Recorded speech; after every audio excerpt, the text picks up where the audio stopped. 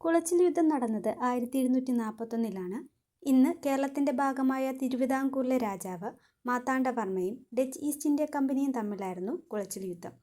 ഇന്ത്യയിലെ ഒരു ദേശീയ ശക്തി ഒരു യൂറോപ്യൻ ശക്തിയെ പരാജയപ്പെടുത്തുന്ന ആദ്യത്തെ പ്രധാന യുദ്ധം കൂടിയായിരുന്നു കുളച്ചിൽ യുദ്ധം. യുദ്ധത്തിലേക്ക് നയിക്കാനുണ്ടായ കാരണങ്ങൾ: 18-ാം നൂറ്റാണ്ടിൽ പോർച്ചുഗീസ്, ഡച്ച്, ഫ്രഞ്ച്, ബ്രിട്ടീഷ് തുടങ്ങിയ യൂറോപ്യൻ ശക്തികൾ ഇന്ത്യയിലെ വ്യാപാരവും ഭരണവും നിയന്ത്രിക്കാൻ ശ്രമിച്ചിരുന്നു. മലബാർ മേഖലയിലെ സുഗന്ധവ്യഞ്ജന വ്യാപാരം നിയന്ത്രിക്കാൻ ഡച്ച് ഈസ്റ്റ് ഇന്ത്യ കമ്പനി ശ്രമിച്ചതും പ്രാദേശിക രാജാക്കന്മാരെ, പ്രത്യേകിച്ച് തിരുവിതാംകൂറിലെ ശക്തനായ മാർത്താണ്ഡവർമ്മയെ പരാജയപ്പെടുത്തി തിരുവിതാംകൂർ കൈയടക്കാൻ ശ്രമിച്ചതും യുദ്ധത്തിന് കാരണമായി. തെക്കൻ തിരുവിതാംകൂറിലെ കുളച്ചിൽ ആക്രമിക്കാൻ 1741 ഡച്ചുകാർ ക്യാപ്റ്റൻ ഡിലനോയുടെ നേതൃത്വപ്രകാരം ശക്തമായ നാവികസേനയും കരസേനയും തിരുവിതാംകൂറിലേക്ക് അയച്ചു. എന്നാൽ ശക്തമായ പ്രാദേശിക പിന്തുണയോടെ മാർത്താണ്ഡവർമ്മയുടെ സൈന്യം ഡച്ച് ആക്രമണത്തെ കീഴ്പ്പെടുത്തി. മത്സ്യത്തൊഴിലാളികളും കർഷകരും ഉൾപ്പെടെ തിരുവിതാംകൂറിലെ ജനങ്ങൾ രാജാവിൻ്റെ സേനയിൽ ചേർന്നു യുദ്ധത്തിൽ സഹായിച്ചു. ഡച്ചുകാർ വളരെ മോശമായി തന്നെ പരാജയപ്പെട്ടു. ക്യാപ്റ്റനായിരുന്ന ഡിലനോയി മാർത്താണ്ഡവർമ്മയുടെ പിടിയിലുമായി. എന്നാൽ മാർത്താണ്ഡവർമ്മ രാജാവ് ക്യാപ്റ്റൻ ഡിലനോയോട് ക്ഷമിക്കുകയും പിന്നീട് അദ്ദേഹത്തെ തിരുവിതാംകൂറിൻ്റെ ആർമി ജനറലാക്കുകയും ചെയ്തു. അതുകൊണ്ട് തന്നെ യൂറോപ്യൻ രീതികൾ ഉപയോഗിച്ച് തിരുവിതാംകൂർ ആർമിയെ നവീകരിക്കാൻ ഡിലനോയ്ക്ക് കഴിഞ്ഞു.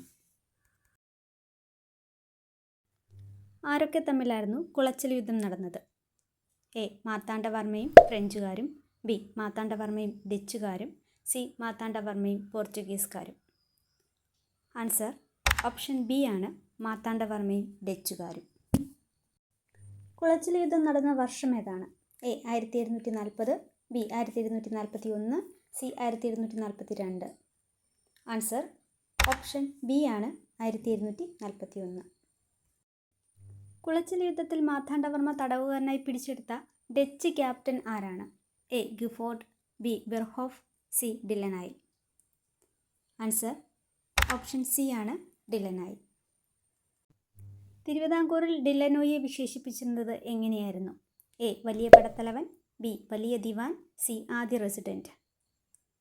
ആൻസർ ഓപ്ഷൻ എ ആണ്, വലിയ പടത്തലവൻ.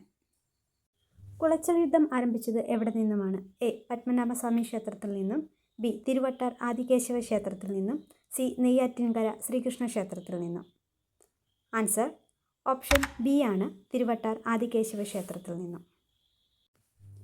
ഡിലനോയുടെ ശവകുടീരം എവിടെയാണ് സ്ഥിതി ചെയ്യുന്നത്? എ. നാഗർകോവിലിൽ, ബി. നെടുംകോട്ടയിൽ, സി. ഉദയഗിരിക്കോട്ടയിൽ. ആൻസർ ഓപ്ഷൻ സി ആണ്, ഉദയഗിരിക്കോട്ടയിൽ.